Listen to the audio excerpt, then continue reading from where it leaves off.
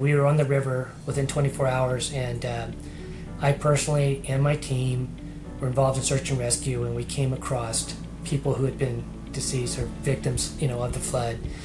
And it's very upsetting and very disturbing. There's one little slice that we're trying to help with, which is trying to get money directly to the front line to rebuild without paperwork, without red tape. What we're trying to do is we created a unique partnership with King's Ransom.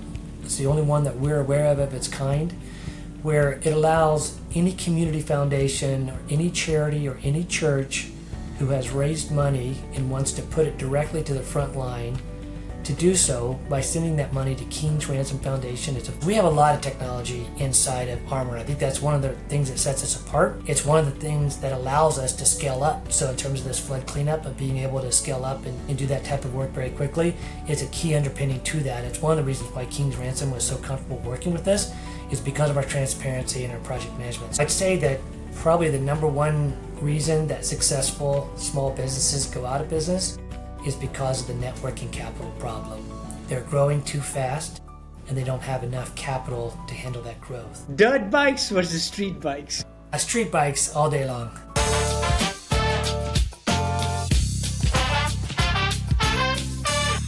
Disclaimer, the views are the guests alone, not those of the host or sponsors. Welcome to a new episode of From Boots to Boardroom. Not every leader sits in a corner office. From Boots to Boardroom shares the journey of those who power America, from the job site to the boardroom, leading with grit, tenacity, empathy, and vision. I think we have a new sponsor today, right? I mean, we have a guy with multiple companies, but still today's episode is sponsored by KYROAI, digitize work and maximize profits. For more information, visit KYRO.ai. All right, today we have a super special guest, a great friend of mine. Today's guest is Stephen Day. Stephen has a bachelor's from Indiana University's Kelley School of Business with a concentration in accounting, an MBA from University of Chicago's Booth School of Business with a concentration in finance and international business. Stephen has worked in Deloitte, Goldman Sachs, Bear Stearns. Most importantly, he's a serial entrepreneur. He's a phenomenal investment banker, one of the best in business, from Navidar. He is also the co-founder of Veta Nell, phenomenal candles, fantastic candles. We love them. Armour Excavating, which is doing some heroic work here in Texas, in Kerr County, helping people recover from the devastating storms from a few weeks ago. Stephen is a man of many hobbies. I mean, I kind of reached out unknowing to him, to his lovely wife, Susan.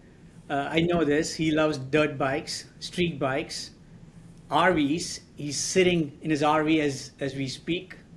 ATVs, politics. I also know this really well, so we'll get into this on his rapid fire questions.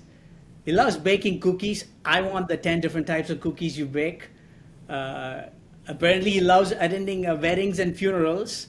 And he loves cleaning and maintaining stuff. He loves to maintain really strong relationships, which I also do know that, with a wide variety of people. And he loves land restoration. So, Stephen Day, welcome to the show.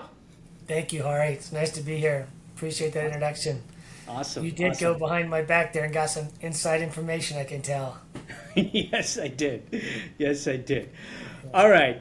So, Stephen, for the listeners of the show here, right, I know the focus of the show is, helping people in Kerr County recover from the flood damage, right? Can you give a little bit of your origin story so that we can help people connect the dots? Sure. So with respect to the flood on July 4th in Kerr County, as most people have read, it was a devastating event. Some people have described it as a 1 in 50-year floods or a 1 in 100-year flood. And so it was devastating the community. We lost a lot of lives, including children. And it's not just in Kerr County, but throughout Central Texas, there was other affected areas as well. Our business, Armour Excavating, happens to be based in Kerr County, so that's where our effort has been. But the outpouring of support has just been overwhelming. Everything from the basic supplies that have been needed in terms of food and water and clothing to financial support. Community Foundation, I believe, has raised $100 million. There's many other millions of dollars raised by other organizations throughout the Kerr County area to help people with financial assistance. And then, of course, we had many volunteers who came in with equipment to help with the search and rescue.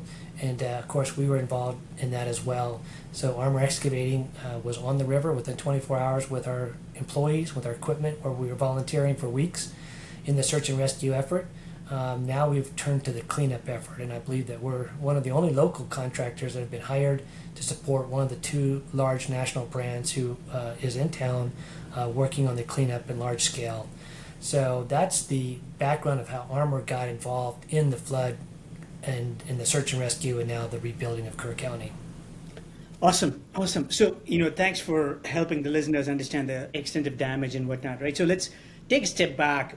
I really want to get a feel for where it all got started for Stephen Day, right? I know you grew up in a farm in Indiana. Give a super brief overview of where you got started and your life story a little in a short snapshot, if you will. Yeah, sure. I grew up in rural Indiana. I grew up on an 80-acre farm, and I went to Indiana University for my accounting degree, and that really launched my business career. Then in 1988, I moved to Chicago, where I joined Deloitte, working on public accounting audits. And then that's really put me into the finance role when I joined as assistant treasurer in a company called Whitman Corporation, where I learned all the finance roles. That's where I met investment bankers. That's what sparked my interest and passion for investment banking. I went to University of Chicago, where I got my MBA, and then when I graduated in '96, two great things happened. The first one, I got married to my wife, Susan, of almost 30 years now. And then the second thing is I launched my investment banking career, and I've been doing the same thing for almost 30 years, focusing on the technology industry. From there, I had the good fortune to work at Goldman Sachs, where I ran the Global IT Services Group. I was also co-head of the Global Software Group, so I ran two of their largest groups. So that was a phenomenal experience. I learned a lot. I really loved my time at Goldman Sachs. I learned a lot from the partners there. Bear Stearns was really the first time I began to address that entrepreneurial itch, if you will. Bear Stearns was behind in the technology investment banking business. They wanted to catch up, so they were hiring other bankers and leaders on Wall Street to come and help build the group. And so that's kind of my first opportunity to build a group, from the ground up. And I was running the software group there and focusing on that. And we did a lot of great deals there. And that just continued to stoke the entrepreneurial interest. And so I was fortunate enough to leave Bear Stearns before the great meltdown. Fortunate or unfortunate, I started my own investment banking firm in the meltdown. So that was a very trying time to start during the downtime. We kept telling ourselves that FedEx started during the Great Recession in the early 70s, and they survived, and we would too. So we just kept plowing forward. But 2009 and 10 were very tough years to start a bank. In 2011, we got our first investment banking fee, and we were off the ground, and we've been doing the same thing. So Navidar is a technology investment banking firm focusing primarily on mergers and acquisitions and capital raising. And so that's what I'm one of my primary businesses today. Yeah. No, awesome. And you also obviously co-founded Veta Nell, the phenomenal luxury candles, right? Yes. Do you want to, I really want to know how you got into it. I know it has something to do with your grandmother, Yes. name of your grandmother, and I would love to really know more about it. Yes. Well, Susan and I were looking to start another business that would be more of a consumer product-based business and not based upon intellectual, capital. Navidar is a very IP-based business. It's a journeyman business. You learn the trade by working in the industry. It's much more difficult to train and scale that type of business. And so we were looking to start other businesses like Armour Excavating, where you could bring in a team and have a team of leaders run the business and grow and scale them. And so we were looking for something new, and Susan and I were out on a Saturday afternoon outing to Fredericksburg, Texas. And we just came across this idea as we were shopping up and down the street that, hey, there's no real luxury candle in the marketplace designed for gift giving. So it's the first luxury candle that's designed for personal gifting or corporate gifting. And as you know, and we appreciate your use of the candle as a corporate gift. It's very well received. Your company, Bank of America, Accenture, Chase, and a number of other companies have used this candle as a gift. It's very well liked by real estate agents. So that's kind of where the idea came from. Broadly, it's something that we wanted to do. We saw a niche in the market. There's a large growing segment of the candle business that's focused on higher end, higher quality. And we decided just to take that and take it one step higher. So that's the naming of the company. Veta Nell came after my grandmother, on my father's side. My grandmother was an amazing woman. She was a single mother and lived through some difficult times, but she was amazingly graceful, generous, very warm, loving person. Is a big supporter of our family. So, backing up for one moment, all of our businesses are mission oriented. So, for example, Armour Excavating supports the mission of veterans. Navidar supports the mission of young students and entrepreneurs, particularly first-generation bound college students. We believe education is an important gateway for young people to improve their economic well-being and for those of their families. And then Veta Nell is focused on women and supporting women, and particularly women who have experienced domestic violence and who may be homeless because of that. And so trying to hire women who have been in the situation, provide them job training. And in all of our businesses, we provide fair wages and full benefits to our employees. So we're really trying to be mission-oriented, compassionate businesses, as well as providing a great service or product to our customers. Yeah, no, absolutely. I mean, I've obviously worked super closely with you on two of those businesses, Veta Nell and Navidar, and there's no doubt about it. Phenomenal service, phenomenal products. In the packaging of Veta Nell, I love it, right? You give the best to the world, and the world will give its best back to you, right? Something like that. I mean, I definitely remember that whenever I see a candle, which is right here, actually. So that's amazing. So Veta Nell and Navidar, how did you get into Armour Excavating, right? So let's kind of go back. I really want to know the story of Armour Excavating. I've obviously met your amazing son, one of your three sons, Aaron, right? Who's now a student at TCU. Should be a junior at TCU, right? Yes. And give me the origin story of Armour Excavating, please. Okay, well, it really started in 2017. We had been acquiring property around our homestead, which is about 20 acres, and we wanted to develop it. And so, having a farm background, I'm certainly not afraid of equipment. And so we bought a compact track loader. Some people call them skid steers. But we bought a John Deere compact track loader, the largest that they made, 100 horsepower. And we began to clear our own property and do our own work. And Aaron was, I think, in 7th grade at the time. And he started learning how to operate it day one. And then we had a conversation about, Aaron, you could actually go out on other jobs, other people's property, and clear for them as well. And so there's a local regenerative farming operation near us, and they gave Aaron his first job, which was clearing cedar trees so that they could regenerate that land and plant it to native grass seeds. And he was making $100 a day. Well, today, it's about $1,500 a day for an operator in a skid steer to do work. But for a kid who had previously had a job making $1 a day, house sitting, taking care of some pets down the road, this was a big pay bump for him. So anyway, we started out with Aaron clearing at $100 a day, and then it just grew from there. We acquired a ranch down in Hunt, Texas, and we were developing that, and it became clear that we could develop it cheaper by ourselves, and so just one bad idea after another. We ended up with a whole suite of trucks and excavators and skid steers. And so now you got to put them to work. You can't just have all that capital sitting around. And so we decided to put it together. And I will tell you that bonus depreciation policy under the first Trump administration was a significant influence in us being able to shelter Navidar income with bonus depreciation. So we were able to scale up Armour very quickly with trucks and heavy equipment. And then we just began to hire. And now we have a team of, 18 people. And we have an extensive line of business between selling materials, hauling materials, excavating, etc. So it's been a very successful business, and one we're quite proud of how fast it scaled up. Yeah, no, I did not know that he was in 7th grade. Aaron was in 7th grade when he started the business. And my first son is in 7th grade, so maybe I need to let him know because he loves Aaron's Dodge, right? Was it a Challenger? Does he have? Yes. What does he have? Yes, Challenger. yeah. And my kids love your Aaron's Challenger, so maybe that's the only way to earn it, right? So, Yes, that's right. awesome. So, all right. So, obviously, Armour Excavating does some amazing work. You work in ranches, private properties, and things like that in Kerr County, right? Then the devastating flood hits on the eve of July 4th, right? Yes. I remember I was actually in Spain and I read the news, and I'm like, just texted you guys saying, hey, are you okay? And then I saw this super long text from you, and I was really taken aback and by the extent of damage, right?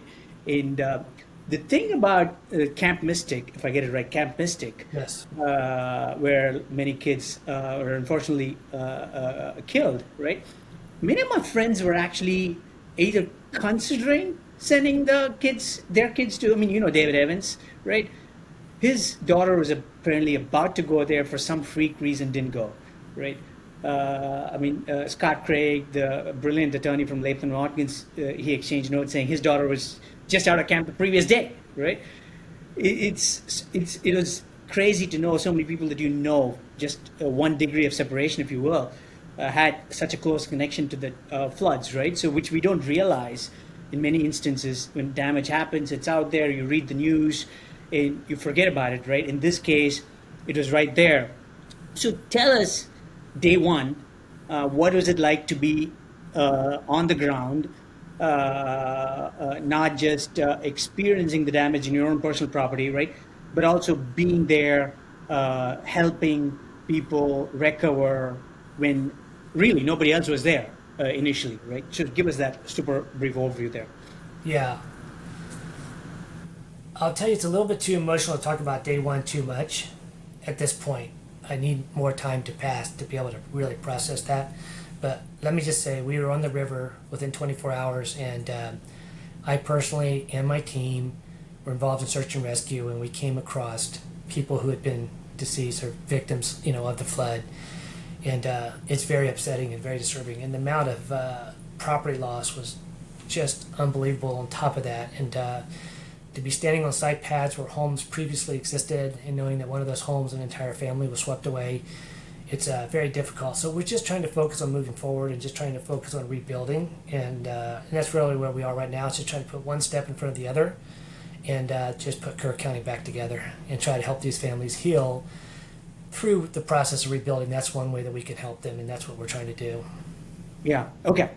All right. Completely understand that. Respect that. So you guys are helping recover for the first 2-3 weeks. So obviously you volunteered a time, Armour's time out there to go and do it. At some point you need help.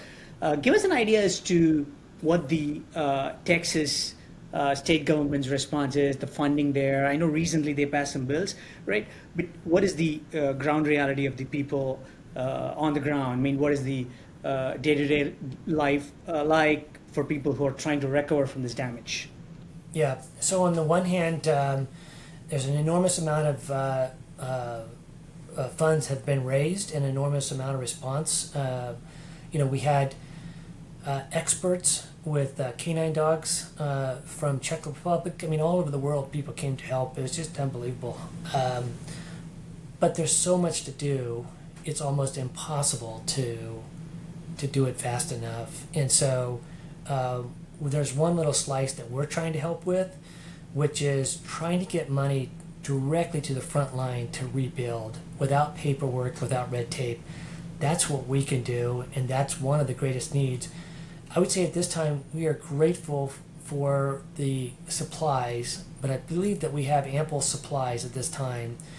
We're grateful for the financial donations, and of course, as much has been raised, there's billions and billions that are yet to be funded. We're still a shortfall of billions to fund this overall cleanup. And so what we're trying to do is we created a unique partnership with Keene's Ransom. It's the only one that we're aware of its kind, where it allows any community foundation or any charity or any church who has raised money and wants to put it directly to the front line, to do so by sending that money to King's Ransom Foundation. It's a 501c3. They were founded many years ago. They have projects all over the world. And their mission is to put 100% of their collections to frontline work, not just the flood work, but everything that they do. They have some benefactors who take care of their G&A and overhead type of expenses, and they're big believers in getting all the donations directly to the front line without red tape. And so it became a great partnership because it's our philosophy too. And so what we're trying to do is to have individuals or businesses can make tax-deductible donations to King's Ransom Foundation. And then what happens is Armour Excavating, we have over a dozen projects, $500,000 easily that we could start on today, literally, if they were funded. And so what we're doing is putting together a quote, taking that to King's Ransom, having it approved. Then we go out and do the work, and then we submit the invoice to King's Ransom. So the homeowner doesn't have to worry about the payment, collecting, dispersing funds at all. King's Ransom has an oversight committee set up to review all of the work and all the quotes, make sure everything is being fairly priced. And we fully intend to involve other local contractors. And so, our mission is let's use Kerr County contractors to clean up and rebuild Kerr County. And so this is not just about Armour Excavating, but we'd love to put some of our friends on these projects as well and help to do that. And so there's no red tape, there's no bureaucracy. You can just go to the Armour Excavating website, hit the request assistance button, and you can log in your project. And then you can go to the King's Ransom, click on the project tab and go to the Armour Flood Fund, or you can go to the Armour Excavating website as well and click on Donate Now, and it will take you to the Armour Flood Fund where you can donate. And so all donations are welcome. We've been super blessed that Mike and AIinConstruction out of Austin, Texas have seeded us with a lot of capital to kick this off, so we're very grateful for that. Other foundations and organizations, family offices have all donated. We're grateful for all of those individuals as well. And so that's the way that we're helping to put money directly to the frontline cleanup without any red tape, approval processes, or bureaucracy. Well, that's super helpful for listeners to hear, right? Which is they can go to Armour Excavating website. We'll add those links. They can go to King's Ransom website and ask for help. And Armour will make a small profit, which has been disclosed in the frequently asked questions, right? But the idea is the first several weeks you guys did volunteer work. You were there in the most critical time, and that was volunteering work. And now, as other volunteers are leaving the disaster area, life still must go on. And so you're spearheading the effort there to get Kerr County back up and running. And if people, other Texans or others anywhere in the U.S. or world want help, they can do this through Armour Excavating, right? Yeah, that's absolutely right. And we, the cost of this large equipment, we're talking about tractor trailers, dump trucks, excavators, dozers. It's a very capital intensive business. First of all, it's not very profitable to begin with, which is what I was saying. It's kind of one bad idea after the other. It's a very fast growing business because we're doing great service and offering great value, but these are not enormously profitable businesses. And so we simply volunteered for as long as we could afford to do so. This type of work is very hard on the equipment. We had thousands and thousands of dollars worth of damage just from a few weeks on the river, the front line. And so all of the local families, this is a town that's building. We understand construction. There's a lot of contractors in town, and I think everybody knows that at some point all of us, we can't afford to keep volunteering, so we have to get back to work. And so yes, we'll make a small profit. We've been super honest about that and upfront. But somebody's going to have to do this work, and if it's not local contractors, it's going to be contractors who are going to come in from out of town. And so we might as well support our own local businesses. And so to the more that people rechannel that money for rebuilding back into local businesses, it's just a win-win for everybody here in Kerr County. Absolutely. Well, that's great. So, we'll definitely get this to our listeners and go from there. So maybe we can kind of pivot to I want to really get a feel for, and we'll go more of an in-depth episode on this a little later, right? your experience in investment banking and Goldman Sachs, Bear Stearns, and Navidar and whatnot, how does it help you at Armour Excavating, which, as you said, is a super capital intensive business? It's in the construction business, so to speak, right? And you said it, construction business are notoriously low margins, right? Tough to run, right? Capital intensive. What is the lessons learned and the strategies that you're applying here that some of the listeners who may not have a background can learn from you? Right. Well, the one thing I would say is I've had the benefit of working in services industries all my life. And so whether it's public accounting or investment banking, that gave me the exposure to a lot of companies. And you got to see the inside of a lot of companies with an unparalleled, front row, seat and learning what they did well and what they didn't do well. And particularly, I love the stories about what they didn't do well because that's what you can learn the most from. And so that gave me a great deal of insight before starting our own businesses. And I believe that starting an entrepreneurial journey later in life and having all that experience is one of the reasons why none of our businesses have failed. All of them have been successful so far. And so a couple of secrets I would say that I've gleaned out of the work that we've done is really having good financial and accounting systems is really important. It is the best way to keep your pulse on the on the profit of a project.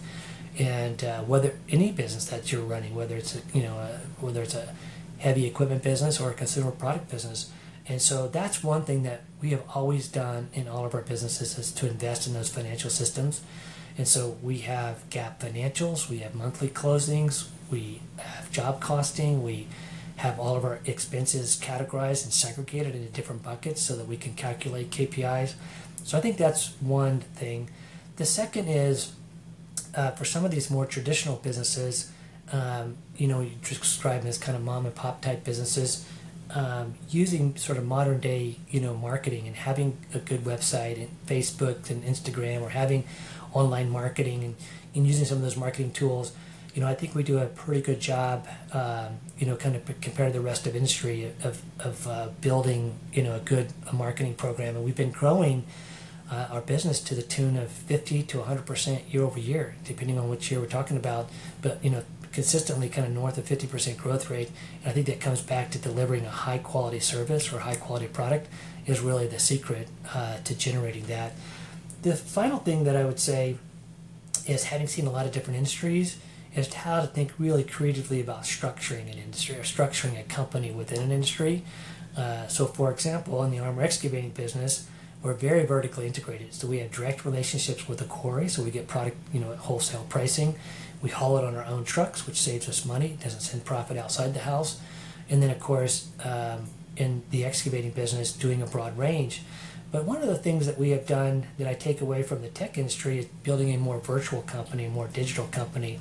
So I don't have to own all of the expertise in-house. I can actually partner with some expertise, right? So for example, if we're going to put down a concrete driveway or a concrete pad, I don't have to do the concrete work. I just have to know who's good at the concrete work. And I think one of the things that we're seeing success with is about 30% of our work is reworking past failed projects. And the reason why is homeowners don't have the budget to do it all at one time or don't have the skills to project plan the entire scope. And so what we've been helpful at is coming in early and saying, okay, let's talk about the full project scope. Let's talk about how the pieces interrelate. Let's talk about how we want to stage this. And if we can't do it all now, that's fine, but let's make sure that the steps that we do, let's make sure we don't redo them. So I think that kind of holistic approach to it, like, hey, I'm not just talking about my skills of dirt work, but I have partners who also are my customers, by the way, who will come in and help us put together a comprehensive plan. So that's something that we've been doing differently as well. And I think we've had a lot of success with avoiding homeowners having to do or ranch owners having to do rework. It's really great piece of advice there. I took notes, right, so that I can repeat it to the listeners. Good financials and accounting. I know this firsthand, right? When we were going out to market with Think Power, I'm definitely not ashamed to say we had the worst in class financials. When I left Think Power, we had the best-in-class financials, right? Thanks, obviously, to you and then Larry LeBlanc, who took over as the CFO. Marketing, absolutely. I mean, honestly, financials and accounting, people don't invest enough. I didn't invest enough in ThinkPower. Second company, KYRO, right? From day one, GAAP financials, audited. Right now, we're going through the audit for 2024. So, when we eventually, hopefully, if we're blessed enough to go to market, right, it's super clean from year one, right? Same thing with marketing, right? I completely agree with you. Businesses just don't invest their profits back into marketing. They, buying a truck, I'm fine with buying a Raptor truck, right? But hey, you can actually have a much bigger business that is much more valuable if you pour some of your profits, reinvest it back in your business. Marketing, in these day and age, TikTok, Instagram, Facebook, LinkedIn, you name it, different industries out there, right? No substitute for the next one, high quality product, right? I know all your businesses, you guys provide phenomenal service, phenomenal product, and I'm proud of the same, the companies I've built, and there's no substitute for that, right? And then virtual company, which is essentially having really good, reliable partners, right? Because when you're an entrepreneur, you're trying to build something, you need experts that you can lean on, that are reliable at the end of the day. And those four things, if people can take into account, they can build a successful business. And successful business is not just something that spits out cash today. It's also something that, over a period of time, you can pass on to the next generation, or you can sell to a buyer and make generational money, right? So all these four things will help you get there. Mainly the top three, I would say: good financials and accounting, phenomenal marketing, providing a high quality product out there. So that's really high quality advice to the listeners. Honestly, many people don't do that. One of the key things in the construction business, Stephen, you may or may not experience this at Armour, but it is, you may not know, but statistically it is the highest suicide rate in the in any industry, right? It is the second largest industry behind finance, which you're in, and it's stated to be at $40 trillion by 2040, right? So it's massive, right? Globally, I'm talking about, right? And but still, technology adoption is very slim, to many cases none, right? How does Armour do this? I know you guys use a really good software. I mean, sorry, I forget the name of it right now. Please mention it to the listeners here. How do you use technology to lower your working capital, improve your cash flow, make sure you send invoices as soon as your job is done? Can you walk the average Joe's running a business through how you got technology really making an efficient operations at Armour? Yeah, so I think that being a technology investment bank for 25 years and have seen so much technology, it's not something that's frightening to me. It's something that I'm very familiar with, and I actively pursue it, not just begrudgingly adopt it, but actively pursue it.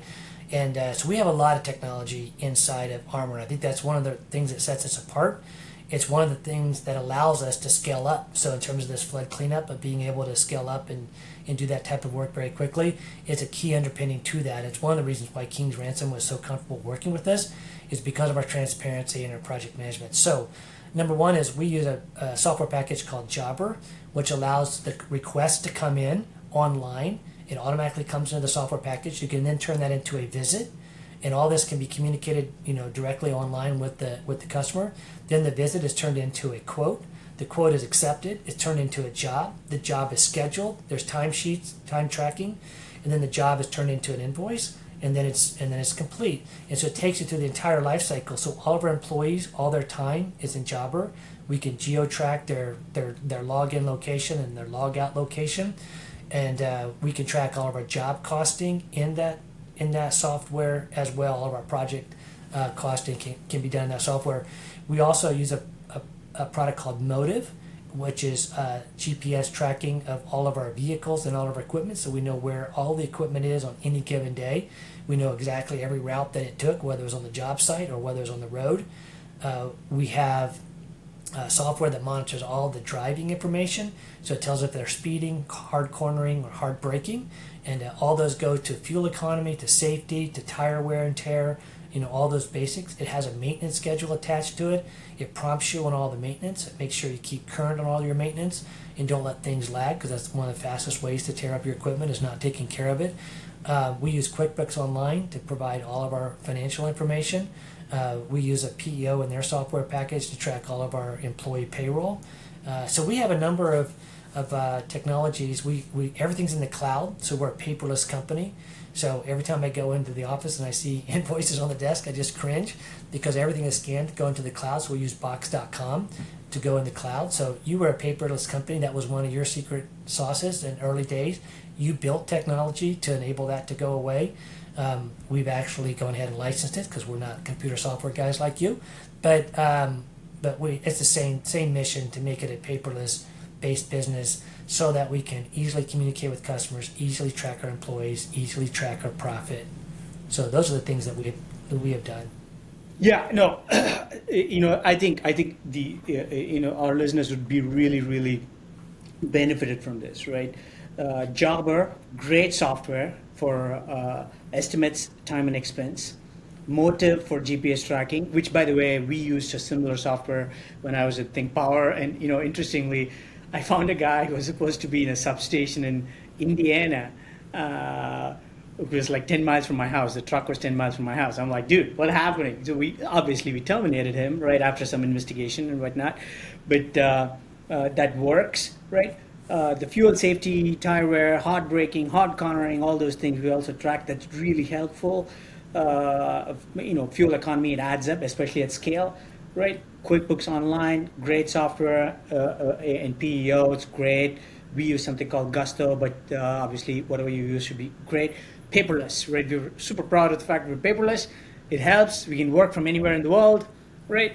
And whatnot. So that's great. And all this goes to one of your, I would say, one of the passions that Susan didn't add is networking capital.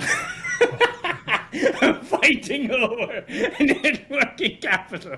So what all this does is you track time efficiently, invoice your customers promptly, you back it up with the right backup information like time and expense and daily field reports and anything that the customer wants. The customer has no choice but to pay on time, whatever the payment terms are. It's pay now, or net 3, net 10, 15, 30, whatever the payment terms are. And it accelerates cash flow, right? Which means you require a lower working capital to run your business, right? In the last 3 years I was at Think Power, our working capital turns improved by 100%. Wow. Right. And that's actually a article that Larry and I wrote at CFMA, Construction Finance Management Association, as to how we did it. How we did it, but obviously, the guy who daylighted it for me was you and your phenomenal team at Navidar. Explain to somebody who's just starting a business, right? Who may not know what working capital is. Somebody who's just starting a business, who thinks that I got my $10,000, I made a lot of money, right? But how does having an efficient, lower working capital help him or her scale the business, right? Can you help our audience with that? First, explain working capital, why it's super important, and how being efficient and being digital helps the average job. Yeah. I'd say that probably the number one reason that successful small businesses go out of business is because of the net working capital problem. They're growing too fast and they don't have enough capital to handle that growth. And the main problem is you're paying out vendors, you're paying out for supplies, you're paying out for materials, and then you're having to wait too long to collect for your final product payment or your final services payment. And so by having this information, we have all of our receivables in Jobber. We can track average collection days, and we can track all these metrics, and we can see how we're matching up cash flow. That's really critical. We have a Navidar client right now who has more purchases. They need to purchase raw material, which then raw metal, steel, and then they turn that into finished products. And they have more product, they have more orders on their book than they can afford to actually process because they don't have enough net working capital. So we're trying to help solve that, problem for them. But I'd say tracking cash flow in and out, and doing that on a daily, if not weekly basis, is really, really important. And so just trying to keep it simple. Net working capital is just kind of how much money you have coming in versus coming out, and that's really essential. And if you're using software like QuickBooks Online or Jobber, then you'll have the tools to be able to monitor that and make sure. And I'd say that one of the reasons why Armour Excavating punches above its weight is because we can afford to finance very large projects. One of the bad things about the trucking industry is we have to pay our drivers and pay for our materials, the dirt, road base, whatever it might be. We have to pay for all of that well before our customer pays us. And so it's low margin. So we're fronting a lot of net working capital. But being able to finance that allows you, if you can sort that out and get down to a rhythm that works, it'll allow you to win larger contracts that our smaller vendors in town just can't afford to provide the capital against it. And so that's essential for us. It's been a competitive tool, I would say, to win larger contracts because we can hang with those longer payment terms. Yeah. So essentially, net working capital is the delta between money going out versus money coming in, right? What is needed to finance your business, payroll, fuel, operations, buy equipment, buy raw materials, whatever it may be, right? Yes. Bonding, different things like that, right? So you want to be efficient with that, and being digital and having the right backup helps you. Some people, I know many of them, and many of them actually, that they don't want to go digital because everything is too transparent, right? But the transparency creates creates a business that is much more valuable, because all these things, like what we just talked about, is much more robust and a much more transparent business when you're tracking everything digitally. So that is phenomenal advice there. And that's a great segue into AI, right? Let's forget about AI in any other business. We'll talk about it down the road. In the construction industry, where do you think AI being the greatest help? Or in the trucking industry, I would call it more in the blue collar, purple collar industry. Where do you see AI helping? Right. I mean, of course, we all read about how it can really fundamentally change finance and accounting, fundamentally change law, and so many other professions, right? But how do you see that affecting Armour Excavating, for example, and some of the other businesses like yours? Right. Well, let's use the Armour Excavating example. So one is in estimating. So we're looking at AI tools that can read a blueprint, who can read a civil plan, and then make accurate predictions as to how much material needs to be removed and how much material needs to be added to a site. And that can be very helpful. So, take an example like this, a site that's on a hillside, and you're going to cut into the hillside and make a flat pad. Let's say you're cutting 450 feet across the back, 750 feet across the front, so kind of like a pie wedge. And on one side, you're cutting down 18 feet, one side, you're cutting down 10 feet. That's a really lopsided chunk of land to try to measure how many thousands of cubic yards that you're taking out, and then how many semi-loads that would be. And same thing if you're building a 8,000 square foot, pad, it's, you calculate how much soil that you need for that. And if it's just a square, that's easy. You can go online to a cubic yard calculator. But when you start having cutouts for porches and dining halls and, restrooms and storage rooms, and, then it's just not a perfect square. So it takes a lot of time to estimate it. So I think estimating is one place where we look at that getting us faster and more accurate answers. That would be very helpful. A second area is in job accounting, job costing. Trying to have a more predictive feel for how your project is going. So it's easy to know what your costs are to date. I mean, it's not easy yet to put together systems and processes to do it. But I mean, that's something you can do with existing technology, is to understand where you are to date. But what's more challenging is to predict how you're going to end up. right? And so being able to put those assumptions in there in terms of how your project is going to finish. So we're looking at that for job costing. And then the third way would be outbound marketing, trying to find a more refined way, an automated way, and a way of learning. Hey, this type of customer tends to be more responsive to outreach, right? So I think if we could automate more, because there's so many decision makers that could hire us, from general contractors to builders to ranch owners to homeowners to business owners. It's a very large market that we could go after from a target market. So getting after it is not always the most efficient. And so we're looking at solutions in those areas. Yeah, no, really good advice again there. Estimating, job costing, outbound marketing, the three significant areas where you think AI is going to make a significant difference in the future, right? Yes. That's great. Are you ready for some rapid fire questions? Let's go. Let's do it. All right. I'll start off easy, man. I'll start off easy. Yeah, please do. Dirt bikes versus street bikes. Street bikes all day long. And why is that? Just the range in which you can go is just phenomenal. I've done touring all over the Eastern Seaboard, and touring on a street bike is just one of the most enjoyable things that you can do, and particularly if you can do it with a group of friends, and you can go all over the world on a street bike. And so I would, if I had to pick one, it'd be a street bike. Wow. Okay. Perfect. Let's get to politics. Okay. Right.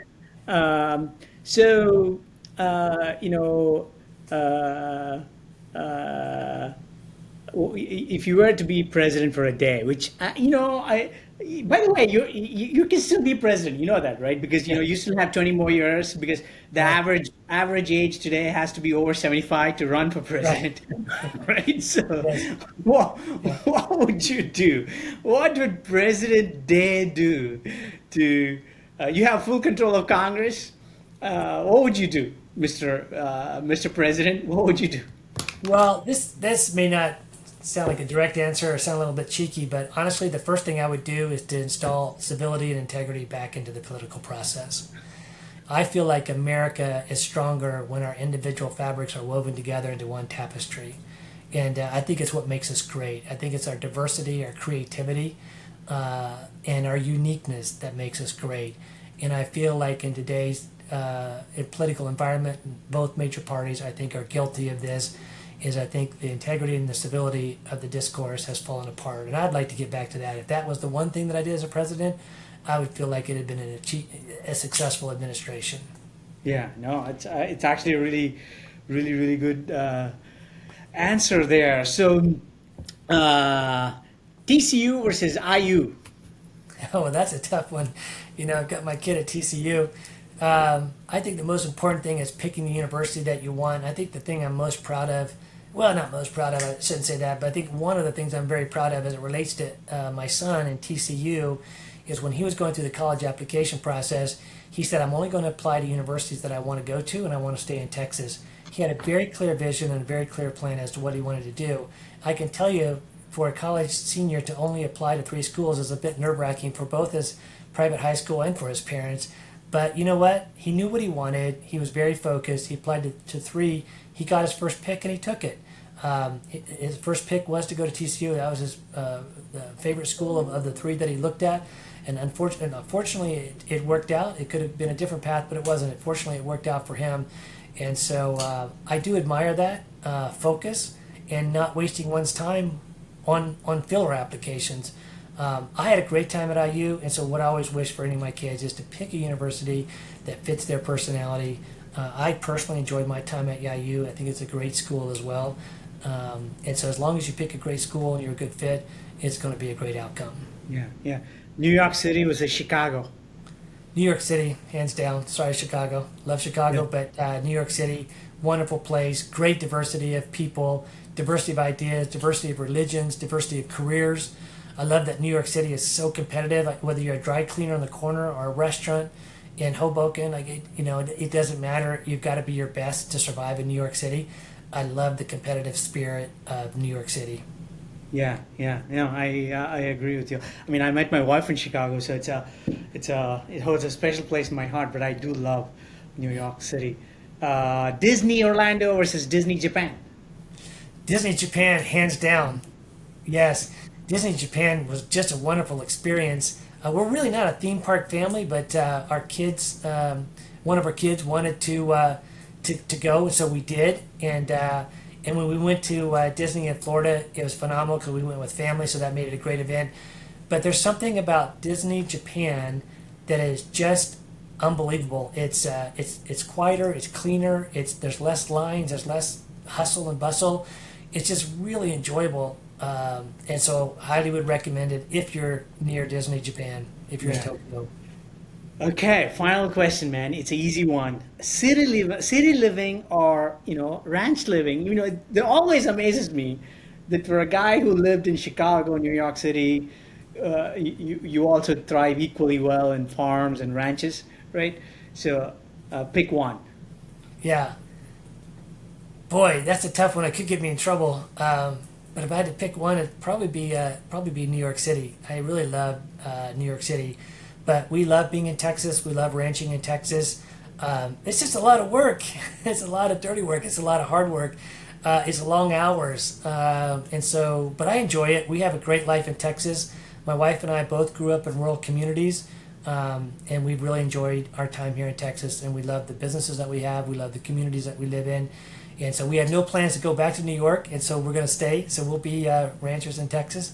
But it's just, New York was a special place. My wife and I had just moved there in '96. We lived there 18 years. The first two kids in our family joined us and lived with us there. And so it's a special place in my heart. Yeah, absolutely. So, if people want to reach Armour Excavating, what's the best way to reach you, Armour Excavating, some of your people? What's the best way they can reach them? Sure. If you go on the website, armourexcavating.com, you'll find our phone number. We're easy to get a hold of, 830-285-1820. You can call that phone, hit any one of 5 options to reach a person. There's an email on that, info@Armour Excavating. You can send us an email. You can register a project if you're a flood victim. But we're easy to get a hold of, and so please visit the website, and we'd be happy to chat. Awesome. Stephen Day, thank you so much for being on the show. Thanks, Hari. It's great. Pleasure to be here. Thank you for the invite. Yes.